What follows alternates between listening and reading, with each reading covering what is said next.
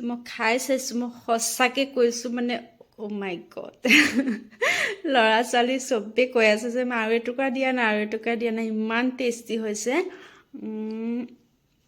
সঁচাকৈ মই ভবা নাছিলোঁ মই এনেকুৱা হ'ব পাৰি, বনাব পাৰিম বুলি। তো সঁচাকৈ বহুত টেষ্টি হৈছে। আপোনালোকেও বনাই খাই চাব পাৰে এনেকুৱা, বহুত টেষ্টি। কিন্তু ৰেচিপিটো আচলতে মোৰ নহয়, আপুনি এবাৰ চাওকচোন। মানে মিঠাইটো ইমান ধুনীয়া দেখিবলৈ। অলপমান আচলতে প্ৰথমবাৰ বনাইছোঁ কাৰণে ইমান পাৰফেক্ট হোৱা নাই দেখাত, কিন্তু সোৱাদৰ অকণো খেলি মেলি নাই, ইমান ধুনীয়া হৈছে নহয়। আৰু যিগৰাকী বাইদেউৰ ৰেচিপি হয়, তেওঁৰ নামটো হ'ল ডেইজি বাইদেউ। ডেইজি তেখেতৰ ৰেচিপিৰ পৰা মই বনাবলৈ চেষ্টা কৰিলোঁ। এই মানে মিঠাইটো বনাবৰ কাৰণে বিস্কুট লাগিব, আৰু এয়া মই মেৰিগ'ল্ড বিস্কুট আৰু নাইচ বিস্কুট লৈছোঁ, আৰু এইখিনি ধুনীয়াকৈ মানে মিক্সিত পিচি লৈছোঁ মিহিকৈ। তাৰপিছত এইখিনি ভালদৰে পিছাৰ পিছত ইয়াত বাইদেৱে দিছিলে বাটাৰ, কিন্তু মোৰ বাটাৰ নাছিলে ঘৰত, গতিকে মই দিলোঁ ইয়াত গৰু ঘিউ, আৰু অকণ বেছিকৈ দিছোঁ গৰু ঘিউ। গৰু ঘিউখিনি দিয়াৰ পিছত সানিছিলোঁ। তাৰপিছত মই অকণমান কিন্তু গাখীৰো দিছোঁ না, বাইদেৱে দিছিলে নাই গাখীৰটো মইতো মনত নাই, ইমান পাহৰি গৈছোঁ, কিন্তু মই অকণমান গাখীৰো দি দিছোঁ। দি পেলাই এইখিনি মানে বেছি দিয়া নাই, একদম একেবাৰে পনীয়াকৈ সানা নাই, অলপ শুকান শুকানকৈ, আৰু যিটো যেনে মুঠিলে লাডু অকণমান হোৱা নিচিনাকৈ সানি ল'লোঁ। তাৰপিছত এইখিনি ধুনীয়াকৈ সানাৰ পিছত এয়া দেখিছে নহয় মই কেনেদৰে সানিছোঁ।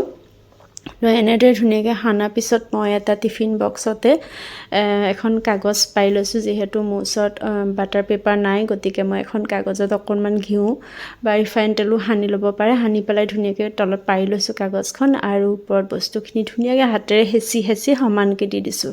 তাৰপিছত এয়া মোৰ ওচৰত আছিলে দৈখিনি মই অকণমান চেকি লৈছোঁ। দৈখিনি ডাঠেই বাৰু, তথাপিতো আৰু অকণ ডাঠ কৰিবৰ কাৰণে, তাৰ মানে অতিৰিক্ত পানীখিনি ওলাই যাবৰ কাৰণে এনেকৈ চেকনি এখনত দি পেলাই মই চেকি লৈছোঁ।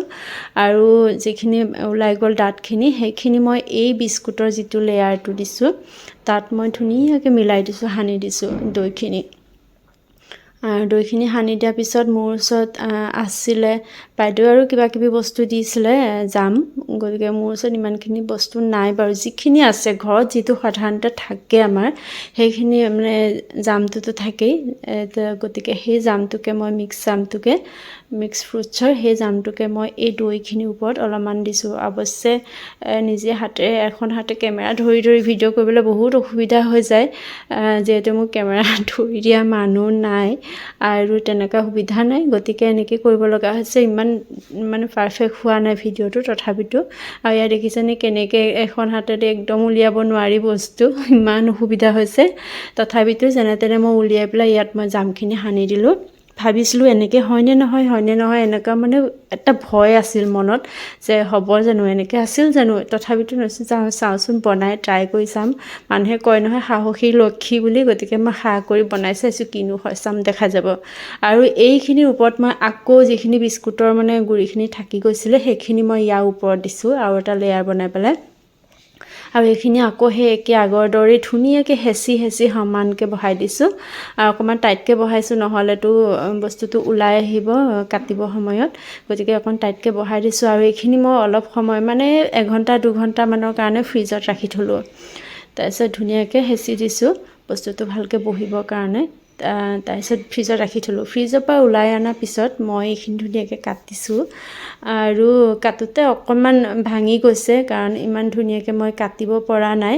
তাৰপিছত তথাপিতো যিমানখিনি পাৰোঁ এয়া মই ফ্ৰিজৰ পৰা উলিয়াই আনিলোঁ। ফ্ৰিজৰ পৰা উলিয়াই অনাৰ পিছত মই লাহে লাহেকৈ কাটিছোঁ। এয়া দেখিছে নহয় কেনেকৈ কাটিছোঁ।